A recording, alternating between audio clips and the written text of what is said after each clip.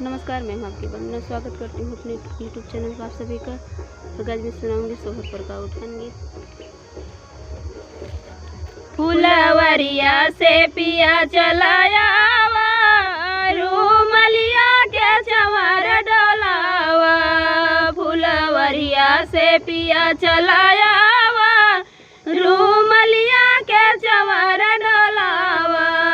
पिया मम्मी तो हार ना भावे, ओ तो झगड़त बखरिया में आवे। पिया तो हई हमारे मन भावा, तू तो हंसतई बखरिया में आवा। फुलवरिया से पिया चलाया रूमलिया के चंवर डोलावा।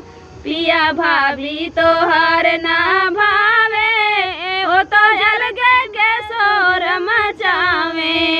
पिया भाभी तो हार ना भावे, ओ तो अलगे के शोर मचावे। पिया तो हई हमारे मन भावा, तू तो हंसतई बखरिया में आवा। पिया तो हई हमारे मन भावा, तू तो हंसतई बखरिया में आवा। फुलवरिया से पिया चलाया रूमलिया के चंवर डोलावा।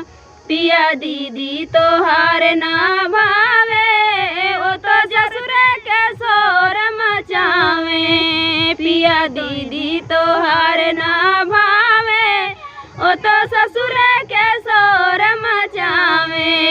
पिया तो हई हमारे मन भावा, तू तो हंसतई बखरिया में आवा। पिया तो हई हमारे मन भावा, तू तो हंसतई बखरिया में आवा। फुलवरिया से पिया चलाया